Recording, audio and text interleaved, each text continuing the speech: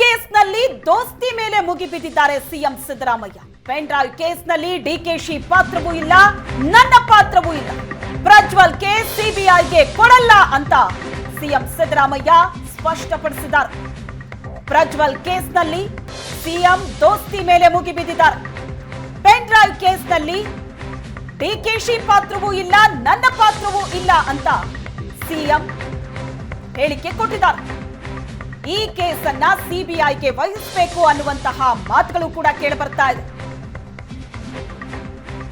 ವಿಶೇಷ ತನಿಖಾ ಸಂಸ್ಥೆಯಿಂದ ನ್ಯಾಯಸಮ್ಮತವಾದಂತಹ ತನಿಖೆ ಆಗ್ತಾ ಇಲ್ಲ ಅನ್ನೋ ಆರೋಪ ಕೂಡ ಕೇಳಿಬರ್ತಾ ಇದೆ. ಹಾಗಾಗಿ ಈ ಪ್ರಕರಣವನ್ನ ಸಿಬಿಐಗೆ ಕೊಡಬೇಕು ಅನ್ನುವಂತಹ ಒತ್ತಡ ಕೂಡ ಇತ್ತು. ಇದರ ಬಗ್ಗೆಯೂ ಸಿಎಂ ಸ್ಪಷ್ಟಪಡಿಸಿದ್ದಾರೆ. ಪ್ರಜ್ವಲ್ ಕೇಸ್ ಸಿಬಿಐಗೆ ಕೊಡಲ್ಲ ಅಂತ ಸ್ಪಷ್ಟವಾಗಿ ಹೇಳಿದ್ದಾರೆ. ಎಸ್ಐಟಿ ಮೇಲೆ ನಮಗೆ ನಂಬಿಕೆ ಇದೆ, ಸಿಬಿಐಗೆ ಯಾವುದೇ ಕಾರಣಕ್ಕೂ ಈ ಕೇಸನ್ನ ಕೊಡಲ್ಲ. ಚೋರ್ ಬಚಾವ್ ಸಂಸ್ಥೆ ಅಂತ ದೇವೇಗೌಡರು ಹೇಳ್ತಾ ಇದ್ರು ಸಿಬಿಐ. ಈಗ ಸಿಬಿಐಗೆ ಕೊಡಿ ಅಂತ ಯಾಕೆ ಹೇಳ್ತಿದ್ದಾರೆ ಅಂತ ಪ್ರಶ್ನೆ ಮಾಡಿದ್ದಾರೆ. ಈಗ ಎಸ್ಐಟಿ ಮಾಡಿದ್ದೀವಿ.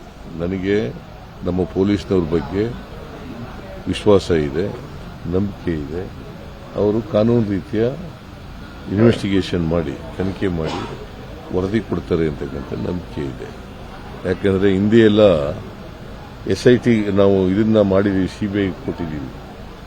ಬಿಜೆಪಿಯವರು ಯಾವತ್ತೂ ಕೂಡ ಸಿಬಿಐಗೂ ಒಂದು ಕೇಸ್ ಕೊಟ್ಟಿರಲಿಲ್ಲ. 13ರಿಂದ 18ರವರೆಗೆ ಒಂದೇ ಒಂದು ಕೇಸ್ ಕೊಟ್ಟಿರಲಿಲ್ಲ. ನಾವಿದ್ವಿ 13-18 ನಾವಿದ್ವಿ. ಆಗ ಏನಂತ ಕರೀತಿದ್ರು ಅಂತಂದ್ರೆ ಕರಪ್ಷನ್ ಬ್ಯೂರೋ ಆಫ್ ಇನ್ವೆಸ್ಟಿಗೇಷನ್ ಅಂತ ಕರೀತಿದ್ರು. ಇದೇ ಬಿಜೆಪಿಯವರು ಕರಪ್ಷನ್ ಬ್ಯೂರೋ ಆಫ್ ಇನ್ವೆಸ್ಟಿಗೇಷನ್. ದೇವೇಗೌಡರು ಏನಂತ ಕರೀತಿದ್ರು ಗೊತ್ತಾ? ಚೋರ್ ಬಚಾವ್ ಸಂಸ್ಥೆ ಅಂತ ಕರೀತಿದ್ರು. ಈಗ ಇದಕ್ಕಿದ್ದಲ್ಲೇ ಸಿಬಿಐ ಬಗ್ಗೆ ಪ್ರೀತಿ ಬಂದಿದ್ದಾರೆ.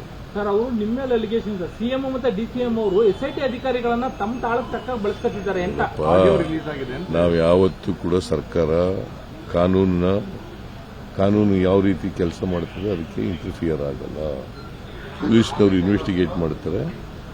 ಸ್ಪೆಷಲ್ ಇನ್ವೆಸ್ಟಿಗೇಷನ್ ಟೀಮ್ ಮಾಡಿದ್ದೀವಿ, ಅವರು ಇನ್ವೆಸ್ಟಿಗೇಟ್ ಮಾಡ್ತಾರೆ. ನನಗೆ